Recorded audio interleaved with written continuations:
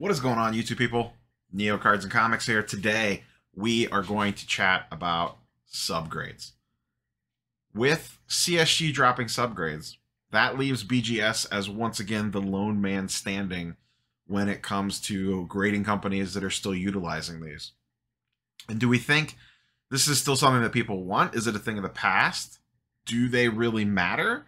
Yes and no. That's what we're going to talk about today. So like, comment, subscribe, all the YouTube stuff down below, and let's get into it. So the reason I want to talk about this today is, like I said, CSG has removed subgrades from their grading scale / system, unless you get a perfect 10, which I don't know that makes any sense. Obviously, the subgrades are all 10 in that case. But that now leaves Beckett as the lone man standing with subgrades. And on a macro level, my general take is subgrades really don't matter that much. CSG had the data that backed up that most people did not. I think only 20% of their orders had subgrades attached to them. Now, some of that could be because it was mostly lower value cards being submitted to them, so it didn't make sense to pay the extra money for the subgrades. That could be part of it, and I'm sure that it is. But just generally speaking, it also shows a lack of, on the secondary market, for the things that people were sending in for them. The demand was not there. Enough premium was not being put on subgrades on the lower end. Now, on the higher end, maybe it makes more of a difference. But when we flip the script on that, we look at like a BGS 9.5, say a True Gem Plus, whatever the case might be. That's their Gem Mint grade, and there's different variations of that. But on a macro level, it still sells for quite a bit less than a PSA 10. And as we all know, a PSA 10 does not have subgrades. PSA does not have subgrades. Hell, they don't even have a 9.5. It just goes from 9 to 10. And people don't seem to really care on a macro level. A PSA 10 always outsells a BGS 9.5. It's the way that it is. I'm not saying it makes sense or why it's that way, but a PSA 10 crushes a BGS 9.5 regardless of what the subgrades say on it. Now, on a micro level, the subgrades matter. You know, if you set 3 cards out, if I set out 3 Lucas Silvers, one's a Min Gem, one's a True Gem, one's a True Gem Plus, and one's a Min Gem Plus, those are all going to have different values assigned to them. And if you have a BGS slab with just a 9.5 on it, Lucas Silver, with no subgrades on it, same thing. That card's going to have a value associated with it, typically around Min Gem pricing. Not always, just kind of depends. So in that little bubble, the subgrades matter a great deal. It could drastically swing a price on a card, but when you compare a BGS 9.5, regardless of subs, to a PSA 10, they don't matter anymore, which is just kind of a weird thing. And I don't really know why that's like that. I mean, I guess it just comes down to, you know, PSA 10s outsell BGS 9.5s because of brand loyalty, brand awareness, influencer buy, whatever the case might be, that PSA outsells everybody else. It just must drill down to that level. I think a lot of people's general take is, I don't need a company to tell me that a card is off-centered by giving it a 9 centering versus a 9.5. I could just visually see that with my own eye. If a card has a 9 corner, you could usually see that. Some of this stuff gets really in the weeds. Like if you have a BGS 10 versus a black label and a BGS 9.5, can you really see the difference on that 0.5 from a 9.5 to a 10? Can you really see that with the naked eye? I don't think you can. So I think some of that comes down to this weirdness with the stuff that they're telling us. We can't visually see it. And when it's that obvious that it gets a 9, we can see it. So I don't need a subgrade to tell me why this card has a 9 centering or a 9 corners, typically. Maybe surface, because surface is hard to see in the case. So it's just a really weird spot that subgrades are in now. The other problem, my opinion, why I've never been a big fan of a subgrade grading scale, is it allows weaker cards to become Gem Mint cards. We see this with BGS on Ultra Modern anyway. BGS has almost a 70%, I think it's like 67% gem rate-ish on Ultra Modern cards.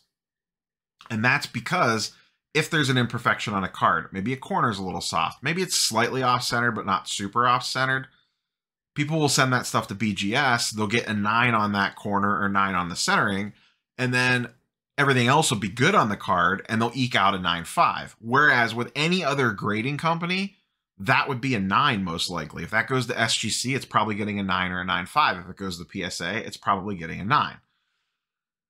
So it allows these extra cards to kind of cheat into a BGS 9.5. Now, they are kind of priced that way, though, because a min gem does get less value typically than a true gem, but it's still labeled as a gem mint card. So that was always been my kind of issue with that. I've talked about this quite a few times on a few different videos. Peter from SGC had mentioned in an interview that he did that he didn't like subgrades because they don't grade a card just on those 4 categories. If you're only looking at those 4 things, you're really not doing that card justice. And when you have a scale like that, you're forced into using those 4 criteria because that's what you've laid out, what you're looking at on the card. Whereas Peter said if they did subgrades at SGC, they would need like 64 subgrades. There's no label big enough, even a CSG label, to fit all that information in on it. And once again, as a hobby on the secondary market, the companies that don't offer subgrades, PSA, SGC, and now CSG, we don't know yet, but an SGC 10 now regularly outsells a BGS 9.5, or is at least on par with it, has closed that gap. PSA obviously drastically outsells it. So I'm very curious, what are your thoughts? Do we need subgrades? Are they a dinosaur?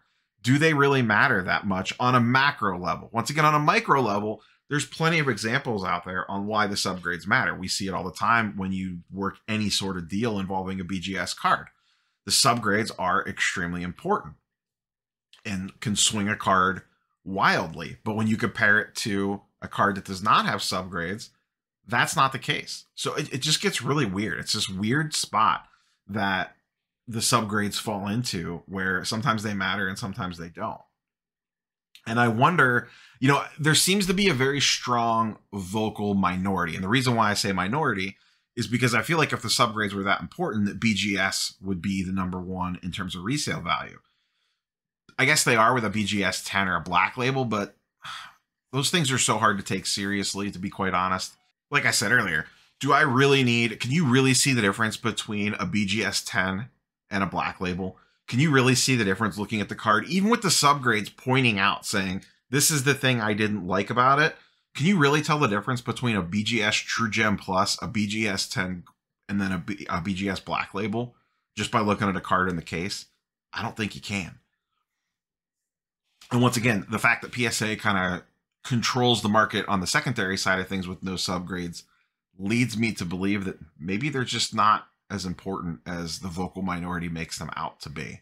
There is definitely a vocal minority, I feel like, though, that is adamant about the subgrades. And maybe it's more of a collector thing, whereas a true collector, I guess, cares about that level of minutia.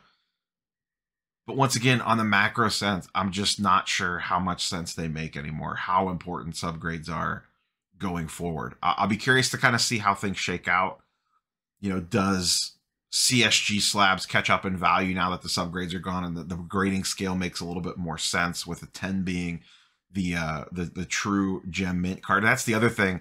And this isn't so much with subgrades, but the subgrades also paint Beckett in a corner because they use a BGS 9.5 as their main gem grade. And that definitely seems to be a thing that collectors or flippers / investors, whatever you want to call it, the market as a whole does not like. They do not like a 9.5 as your main grade. People want 10s, whether it's a BGS 10, a PSA 10, a CSG 10, now an SGC 10.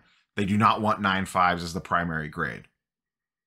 And I think that has hurt Beckett over the last 2 years as the hobbies kind of rose up into its new level of prevalence. So curious for your thoughts and opinions down below. Subgrades, do you care? Do you not care? I see people in comments all the time saying, oh, subgrades, subgrades, subgrades, but then no one really ordered subgrades with CSG. BGS, you do see subgrades probably 90% of the time. It feels like it's probably even higher than that. You don't see non-subgraded slabs that often. So I do feel like that was a little bit of a price point of cards being sent in, was a reason why the CSG subgrades were not being utilized as often. But on BGS, you're seeing nicer, more higher end cards typically going through that system over the last 10 to 20 years. So Maybe that is all that it literally comes down to. I don't know. But then I go back to the whole PSA is now the dominant force on the secondary market, and they don't have subgrades. So I personally don't find them all that valuable. Maybe that's just me. I'm the new school evil flipper investor guy. I'm not the true collector. So maybe that's what it all comes down to. I don't know. Curious for your thoughts and comments. Let me know down below. Subgrades, no subgrades. Don't care if they're there. Cool. If they're not there, cool. What do you think of the micro versus macro level? Where on the micro level, they seem to be very important, but on the macro level, no one really seems to care about them. So let me know. Catch you guys and girls on the next one. Peace.